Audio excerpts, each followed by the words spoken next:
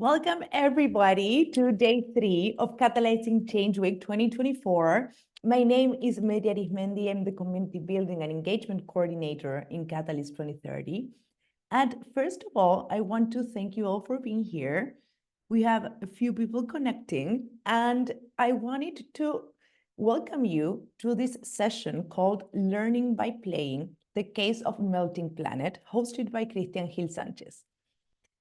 Before starting, let me show you a brief video introducing Catalyzing Change Week 2024.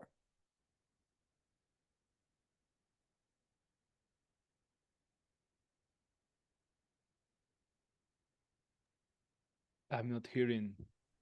Sorry.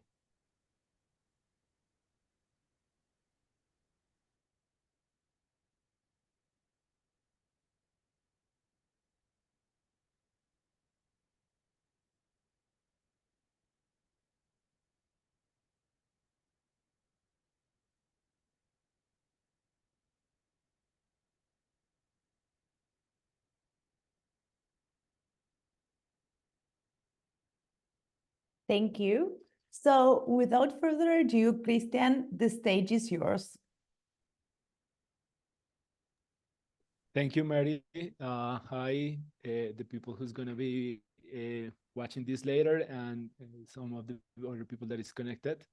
Thank you for this opportunity to share some of the learnings about one process that I started 1.5 years ago after more than 10 years working in international development as an economist and policymaker. I just read that Barbara and Mike are connected, are invited to participate actively because I want to start this conversation, sharing my screen and asking you a couple of questions. Are you seeing my screen now? Yes, perfect. Great. So this is one question for everyone, and you can answer by yourself. But if you want to open up the mic and the camera, will be nice to hear your thoughts and feelings related. So this is the first question. When was the last time you thought or felt something else?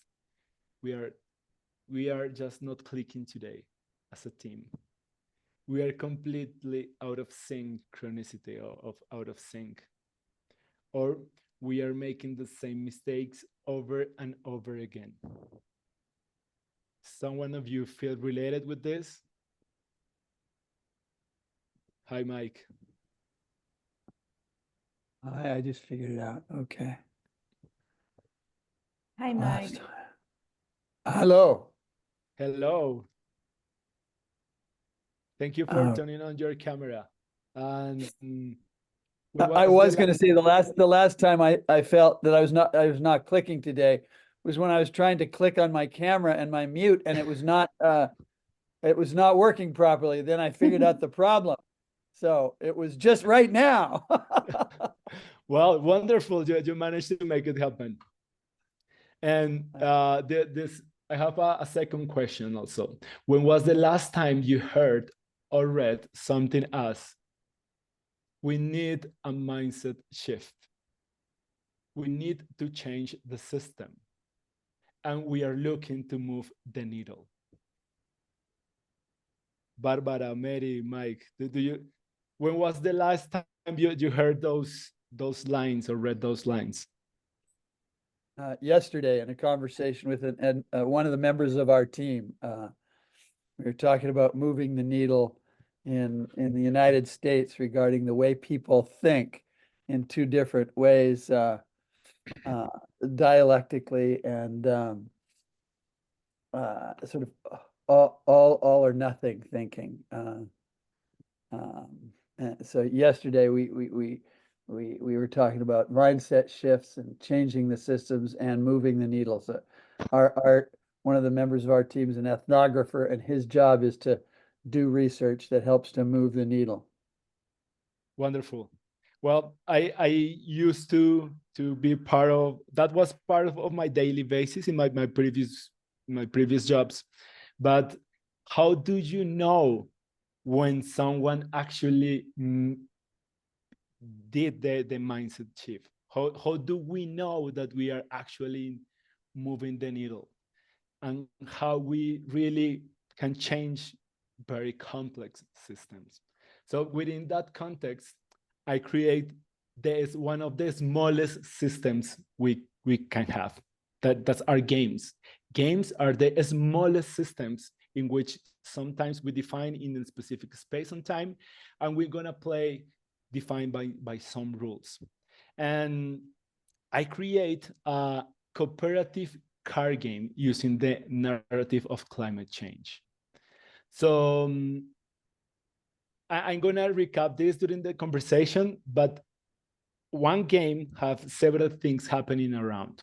I'm an economist, I'm a researcher, but I love design, and this is my first game. I'm not actually a game designer, but I came into this process and product after a huge frustration to figure out that it was very complex for all of us. It doesn't matter our education, it doesn't matter our culture, it doesn't matter the sector in which we're working on. We really don't know how to work as a team. We really don't know how to actually cooperate.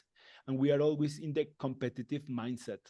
And after several workshops and different initiatives, I designed these options in order to test if we really can make a mindset shift.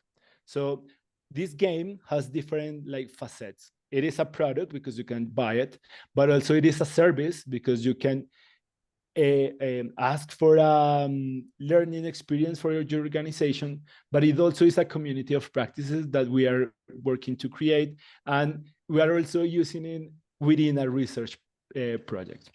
So I'm co-leading one small organization that is called Acción Pública, in which we are trying to connect different worlds from the academia, worlds from what is happening at the community level, and creating new bridges with public and private sector. So what we do is community engaged research, action-oriented research with a specific focus in action. And this product is part of that particular process. And connecting with the previous question, I think that there is a shared problem that is happening everywhere at different levels, but it's definitely one shared problem. So we really don't know how to cooperate. And in order to tackle these huge challenges, climate change, increasing extreme inequalities, we really need to make collective action at a global scale.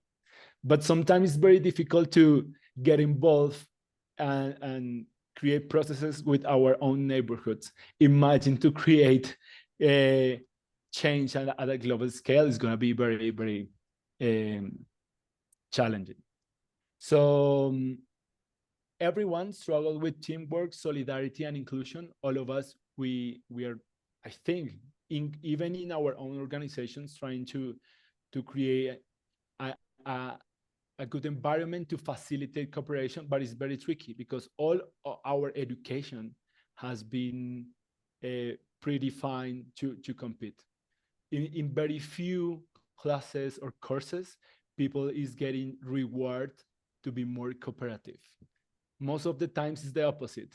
Most of the times we are engaged in competitive in approaches in which rankings are like our predefined mindset. Within the context of that huge problem, I figured out this data that for me was very, very interesting. And it's the 91% of conflicts within organizations are caused by these four major challenges: communication differences, unclear performance standards, unreasonable time constraints, and unclear expectations. In every team, if there is someone kind of struggle or an argument, it's going to be related by those four topics. But at the same time, I found out that almost one of two people cannot engage directly about how can I contribute or how climate change is affecting my daily life. So within that context, how can we bring all those different facets into a simple system as a card game? In Melting Planet, the game, you will be facing communication differences, trying to identify which is going to be our standard, but it's going to be a shared standard. We are going to have time constraints, and we are going to have, like, as a team, have clear expectations. So sorry for the long test, but at the end, what I want to make explicit of only that game, it opens up and can fulfill different kind of objectives. It can work to play and have a nice time with your family and friends, because what I have found, and I want to ask this question to everyone that is connected, if someone of you or who in the table has played a cooperative game. So some of you, have you played a cooperative game? I played one. Do you remember the name? Which one was it? Oh, I don't know. It was created by a cooperative in Argentina. So it was to spread and share the values around cooperativism. And essentially, it was similar to a monopoly, but had like a completely different set of rules. So it was amazing because it was a bit familiar, because I had played Monopoly during my childhood, my family as well. But at the same time, it was completely different and altered. So it really challenged you into thinking differently. Differently. Uh-huh. That's nice. I really saying, I does have, Monopoly count? yes, I think if it's an alternative version of Monopoly with cooperative approach, I definitely think it can work. I already made almost more than 60 like games with different kind of people in Colombia, and the 99% of people have not played a cooperative game ever.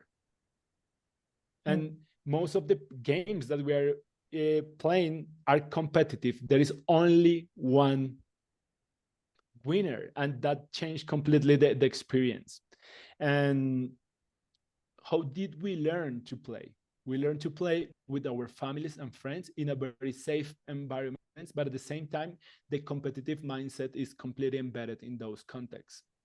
And if we go on to see the game industry, like 95% of the games are competitive. Very few people is designing cooperative games.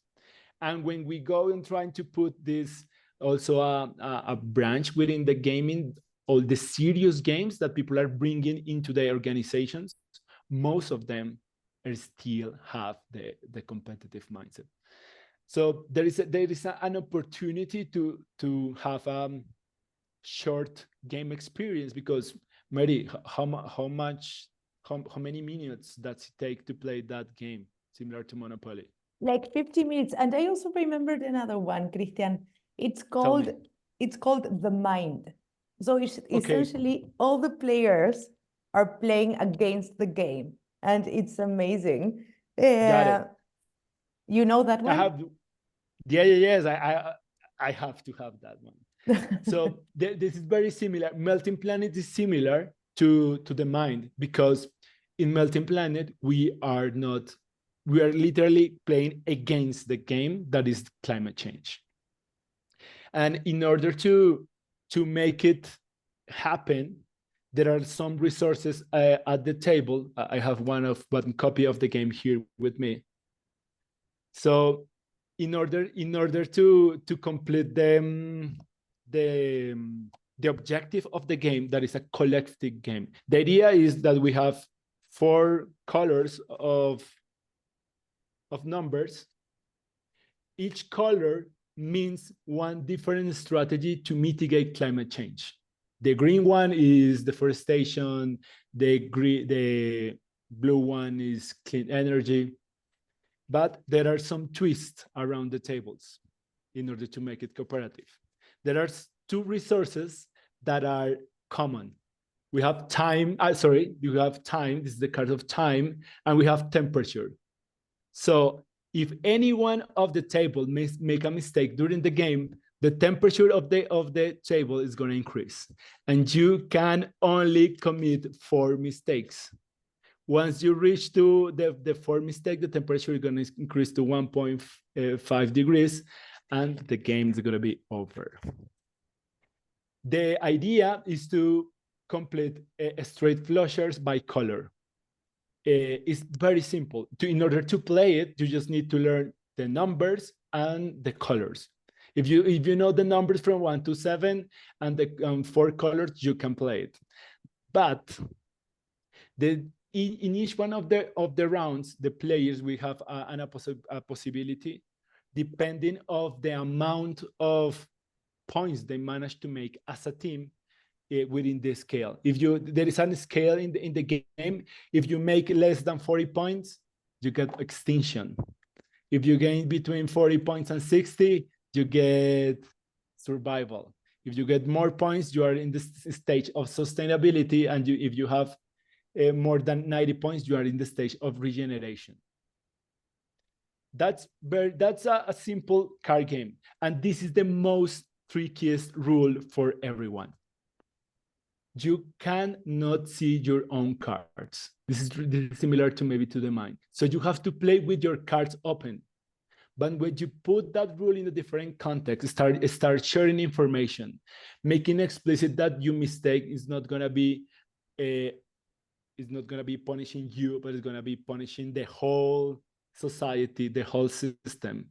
It creates a lot of very, very interesting reflection behind the table. So literally, that is the game mechanic that is in the game, that every right action is that to play your own cards keeps us away from distinction, because we are contributing, all of us, to the same mission, that is mitigating climate change. If someone make a mistake, the temperature is going to increase. So it makes us very explicit that we need to be very conscious about even our time. So because I cannot see my cards, but I am the only one who can play it, the rest of the table must share relevant information with me. But every time we share information, it consumes times. So it's a very nice experience. It only takes 20 to 30 minutes. But the best part is what is happening behind the minds of each one of the players, and what is happening within the context I have played the game. So this service in which I have been playing around. So I have played the game with lawyers, architects, economists, psychologists, and the same game open up completely different learnings from each one of the perspectives. I'm going to give you one example. The first question of some of the people after the explanation of the rule is, who is the first player? How are we going to start actually playing? The rule that I set up is the kindest person of the table start the game. And only opening up that question, you can just see how people react. I played this game in a context of a small law boutique. So it was a group of lawyers. And what they react to me is kindness according to which definition. So it took them like 5 minutes to start the game, because as a team, they really couldn't easily figure it out who were the kindest. And most of the time, kindness is not necessarily one of those characteristics that we tend to highlight. Sometimes we highlight them, the fastest employee in the team, who is getting more sales, depending of the context, but we are never highlighting or making explicit who is contributing to the team thanks to the kindness. Well, there are other things around the game that are currently happening. So we are creating a small community of people, because once the people bought the product, and inviting them to share what are not only the results, but the learnings when they are playing with their communities, friends, or companies. And this is going to be very interesting, because we want to use the game as a research tool. We recently received, or we are in the process to receive a grant from one of the most important universities in Colombia, because the game includes a needle. The needle is the points that we are adding in each one of the rounds of the game. So it's very easily to track if we are actually learning to cooperate, at least in this particular system. We can actually track how the amount of how people is cooperating by each one of the rounds. And what we're gonna do with this particular research project is trying to measure, one, how people is reacting to this cooperative game, making a comparison between private, public, or community sectors. And we're gonna try to open up a question if they are connecting the climate change challenge with the inequality challenge. This is very particular relevance for Colombians, because Colombia is one of the most unequal countries in the most unequal region of the world. Latin America is the most unequal region of the world. So for us, inequality in our daily life, inequality tends to be more present in our daily life than climate change. But sometimes those connections, those big challenges are disconnected. And we are trying to see how can we engage and connect communities within those challenges. There are some innovations behind the game that I would like to share that are happening at the same time. So we are trying to create an open business model, because I'm looking to create a community of ambassadors of Melting Planet around the world. We are looking to complement sources of financing this endeavor, because we actually can sell the product or the learning experience to a large organization, but at the same time it allow us to replicate it for free in a community. So we are trying to mixing up sources of income.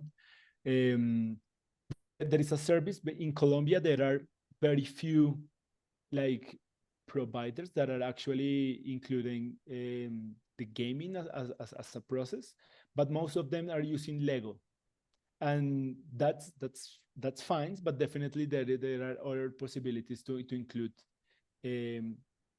gaming into the learning process within organizations.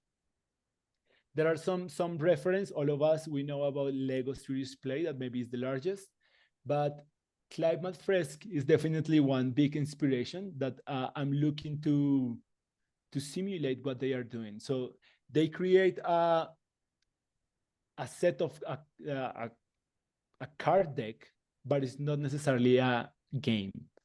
So there are some card decks. They have some questions to open up conversations. That works fine. And they already managed to replicate 1 million of those workshops. I want to create 1 million of game sessions using Melting Planet. I cannot do it alone. So if someone of the table, or when someone see this video, is willing to engage, please talk with us. Well, design for change and experience learning are other good experience how to include gaming into the learning process, not only in the schools. I'm working closely with teachers, but definitely it's different when you are within the classroom or when you are outside of the classroom, even with your same classmates. So the context when we are playing, or when I proposing to play the game, is definitely outside of the classroom, because people feel it's more relaxed to literally engage in a different way without the pressure of maybe a qualification from the professor or something like that. there are some findings about the game.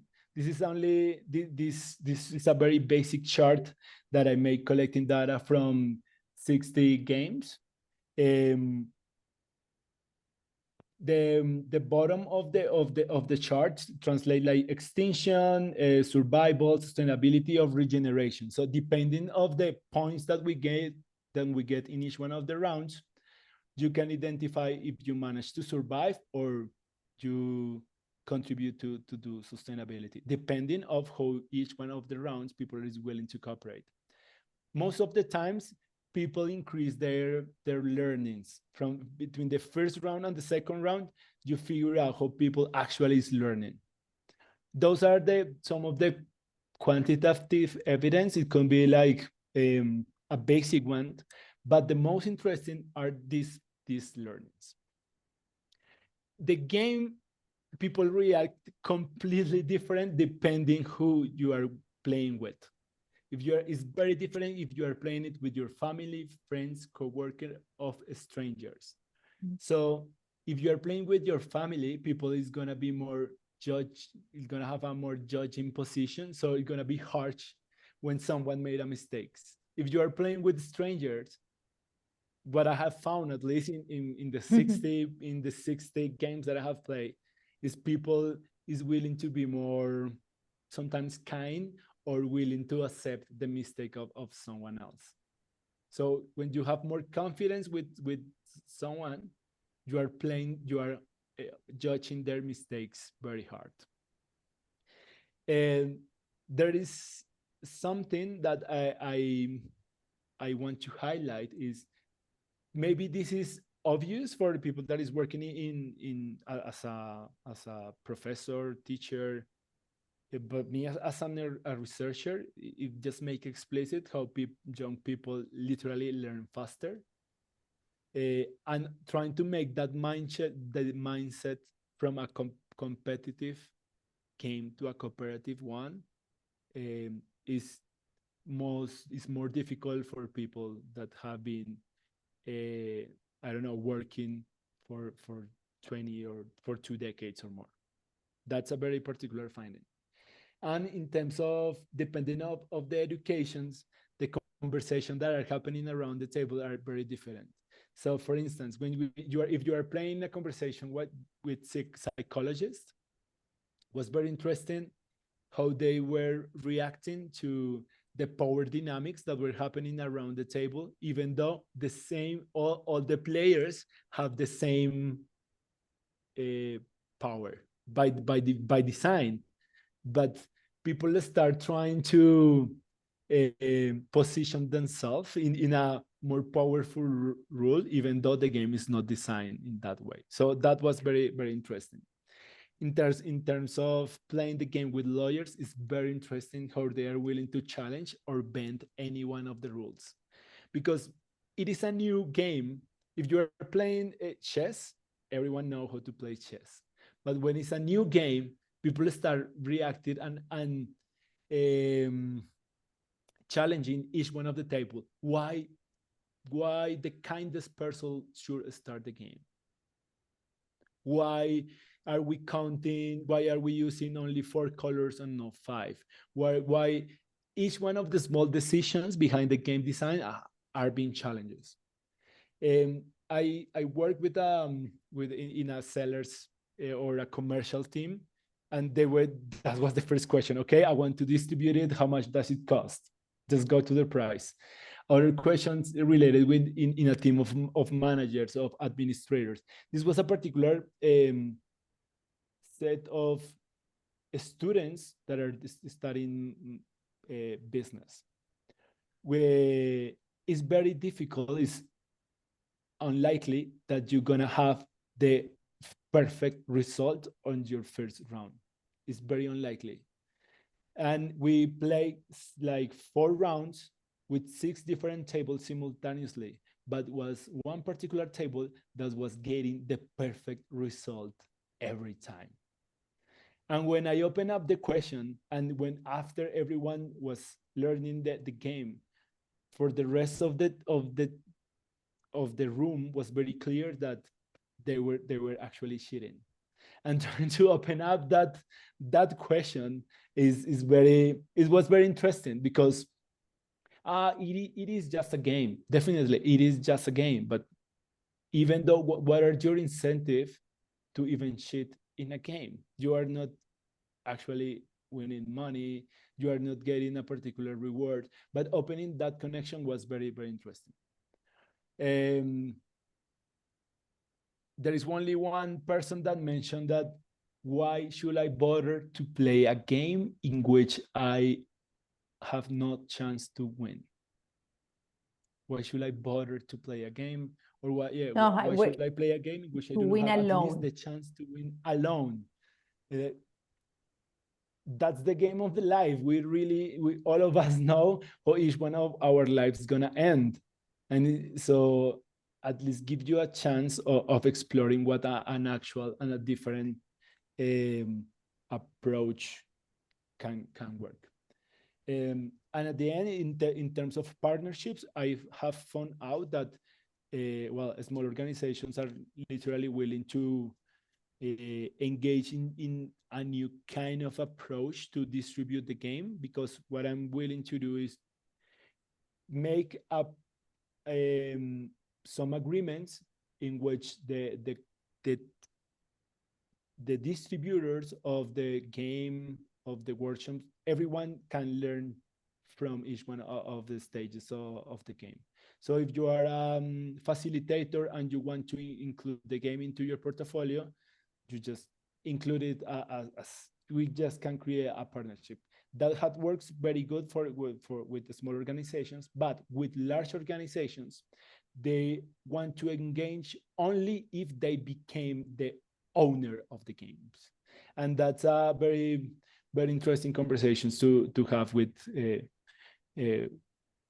as an entrepreneur and as someone that is trying to connect research with action. That's very, very interesting, because I tend to consider that the SDG 17, the new partnerships, was the most shallow or forgotten SDG, but at the end, it is in the core of all of them. We really need new ways to cooperate, and that means we really need new ways to create partnerships between people and organizations, and between organizations from different sectors. Okay, perfect. Yes, because I was gonna say, if maybe we should ask the attendees here if they have any comments, questions, anything else you'd like to ask. We have 10 minutes left. And oh, Mike, there we go. He says, my question centered on connecting research with action to ensure game has global impact. Would Colombian politicians play the game? What if players were paid to reach regeneration? What if players were paid more to implement their new behavior? That's a very interesting question, Mike. I have played with, if you can call, like, young politicians, people that are part of small local bodies, not like big mayors or people that is part of the Congress. And but I play with politicians, young politicians that are affiliate by themselves. So they know each other before, and they have any kind of closeness between them. So that's one of the dream games that I would like to play with politicians with high power, but with different perspectives, just to see how they react. But that I haven't set up that game yet.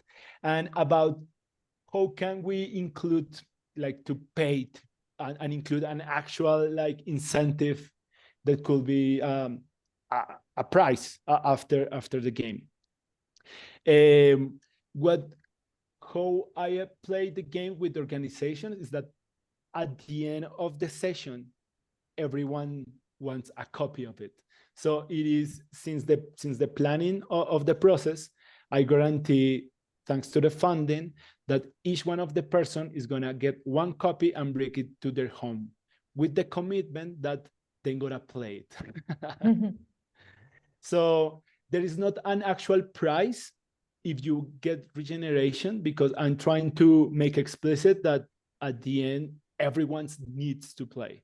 Even though if you are the people that is have struggling with communications, or you are have trouble identifying the colors. I play with one people, I don't know how to translate it, but it's there is disabilities with some people that cannot distinguish properly the colors, and that is part of the challenge, to even play with people with some disabilities or with some kinds of diversities. You but at the usually end, I say really colorblind. color blindness. Thank you. So I just want to make explicit that not only very few can play that game, but all of us. So definitely, I would like to create like maybe a board or a distinction mark of someone who managed to go into regeneration, but it requires at least like 3 rounds without blending or breaking the rules. So each round takes 20 minutes. It's very easily, but definitely it's a very If I nice may, I experience. think it's super interesting what Mike is bringing. And thank you, Mike, for bringing it to the table, because you're not only thinking about the aha moment. So the aha moment would be during the game, but rather, how do we turn this into a behavior, right? How can we help people ground these new insights, ground these new perspectives and these new ways of inhabiting spaces in the world? So that is an amazing question, Christian. I don't know if you've thought about it. So what happens next? What happened next? I'm just want to, my dream is that at least all of us should play one cooperative game during our lifetime. And that can create like open up your brain and your possibilities in a different ways, because people is always in the competitive mood, always. And trying to disengage, disarm those behaviors is very tricky. So I will start with just expanding it as much as I can, or if you want to join, please send me an email or contact me. You can go into meltingplanet.co and find out new partnerships in order to expand it into a more rich context. I love, Christian, how you're bringing us all the we need cooperative games to change the way you as voters think. Yeah, absolutely. And I think one of the things you brought today, Christian, was about the US. And I'm also thinking, well, the what's up next or what's next doesn't have to be a question you unfold on your own. I really appreciate that you are capturing all the learnings and all the insights. And maybe that is something that we can collectively start thinking about. Maybe Catalyst could be a great platform to start thinking, okay, how can we link it to other initiatives? Because there are initiatives in social media or in different types of media platforms that are bringing that recognition to people that are actively fighting climate action, right? Climate change. Irene has a question, Christian. Is this game only in Spanish? Is it in English also? The game is in 2 languages now. It's in English and Spanish. So depending of the rules, the design was on purpose. It doesn't have words on the cards, but I have like one video that explains the rules, and the rules are on English and Spanish, looking to translate to other languages. Amazing. And she's also asking, is it possible to ship? Board games are such a huge thing in Tanzania. Would love to connect and chat after it. I definitely looking to partner. I'm an economist. So this is going to be an answer from an economist. I definitely believe that this game can promote local economic development. So this game can be, I want to look for partners in which we share the file and you produce themselves in Tanzania. So it is easier, faster, cheaper, or more cleaner than to ship it from Colombia to Tanzania. So I'm looking literally for partners to literally, do you want to become the Tanzania ambassador? Let's find a way. And it's easier just to send the files and make it as open but sustainable as we can. Amazing. Thank you, Christian. And that brings me back to what you shared on open source, right? Also, Maida says, I'm curious if you've explored ways to measure the impact beyond the game itself. How can you ensure people keep climate change at the forefront of their minds even after the game ends? There is there are some learnings behind the game mechanic. So I'm gonna use, for instance, the cards number. Each one of the cards have one meaning. So the green cards are deforestation. The card with the number 1 plays that it means that you can plant a tree, but planting a tree is not enough. There are each one of the cards have one meaning in the material and real world. And the idea is to keep on opening up conversations between daily life of what people is doing and climate change in terms of mobility, energy, deforestation, and agroecology, or related with food systems. So sometimes we do not connect climate change with what we are eating at the table. It's a conversation that we are not talking with our uncles. Hey, what are you eating today? And let's talk about climate change. No, that's a very tricky questions to open up on the daily basis, on the quotidianity. Maybe using the game most as an excuse to keep on opening up those alternatives within each one of the players.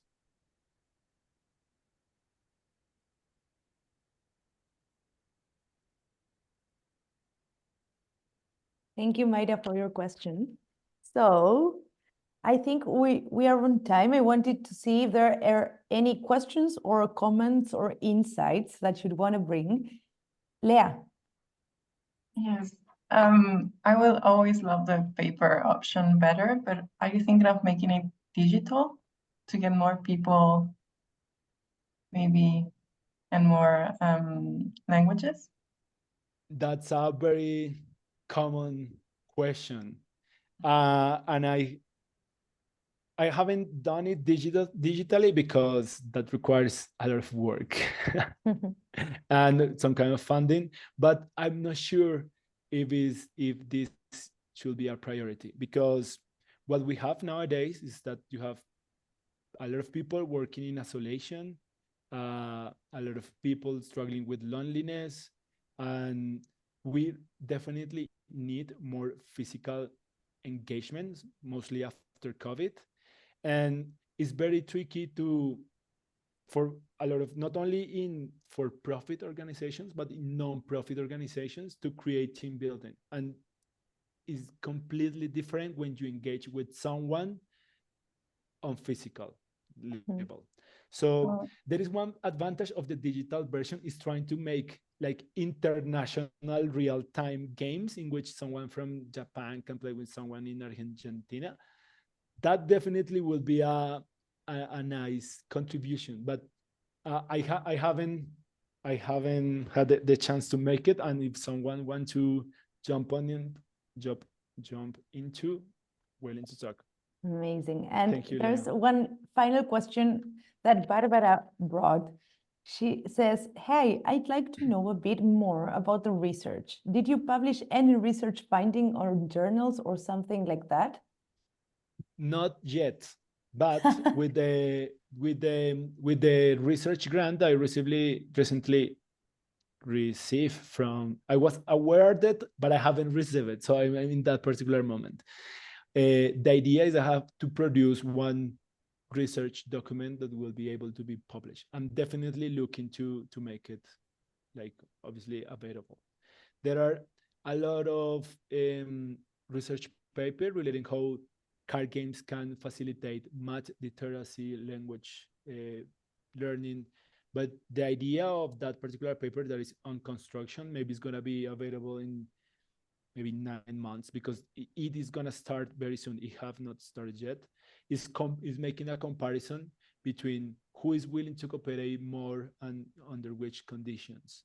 What are the questions that people are arising when they are playing within the community or public sector or private sector. So not yet. Christian, So Mike had one question that I didn't mention. Sorry, Mike. He asked, in your 60 game results, it seems like most ended in extinction. Is it true? And it is true. I recall that. Yes, yes. There is because it is a new game. People is the same round is always struggling. Is a new round for most of the people. The most difficult rule for everyone is this one: play with your cards open. I make it explicit. I invited people. I clarify. Did you understand the rule? Yes. Do you understand that you cannot see your cards during the game? Yes. And once they play a card and they get a new one, they by default, by an automatic thought, they keep getting a new card and seeing it by themselves. That's the most common mistake. It makes explicit how difficult it is to change a behavior, even that very slightest and small behavior. Stop holding information, stop only keeping the information of your card for you. That's the most common mistake.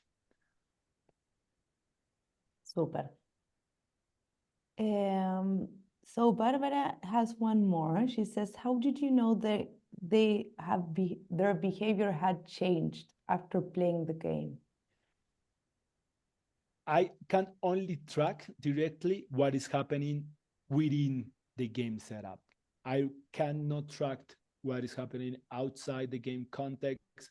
I invite them to share their results, but I cannot currently track if people is making an actual change of their daily lives due to the game. So the game looking to increase climate literacy. That's the main focus. Climate literacy, trying to open up new cooperative mindsets, but just trying to avoid that people keep on taking airplanes or their own car. That's out of the realm of that particular intervention.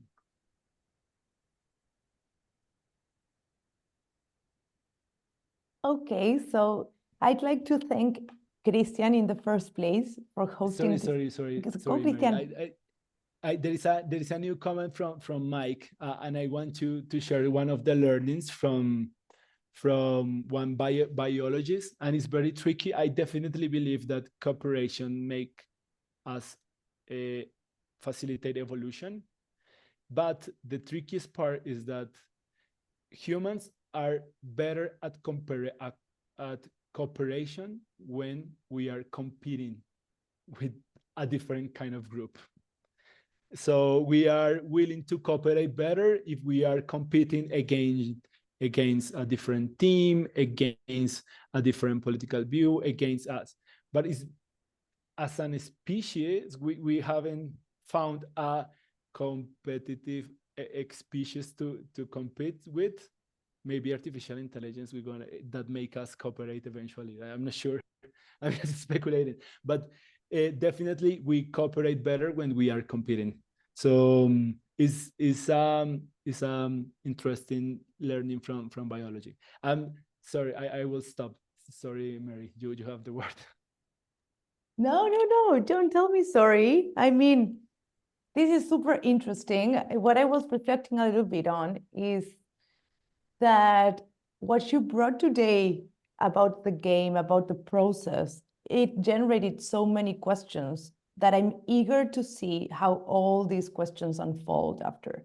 I know you're just starting to build up on a lot of the points around the game, like distribution, like what can we improve? How can we make it reach a lot of schools, a lot of different institutions, different audiences?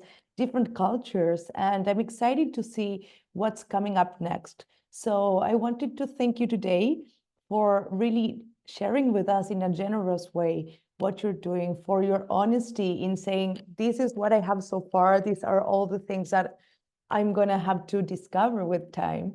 But it surely seems like a really exciting path, an exciting journey you're on. So thank you, Christian. Do you have any closing or final words? Thank you so much for your time. It was great to meet all of you, and please reach me if you are interested in trying to do a mindset Amazing, amazing. shift. Ciao. Yeah, so thank you everybody for joining. Thank you, Christian, again for hosting this CCW 2024 amazing session, as all sessions will be recorded and also updated on our official YouTube channel. And we've also put in the chat a little survey. So Mike, Barbara, if you feel like just spending a little time on a survey, that always helps us. We'd appreciate it. And I'm going to stop recording now. Thank you, everybody, for coming today and joining this session.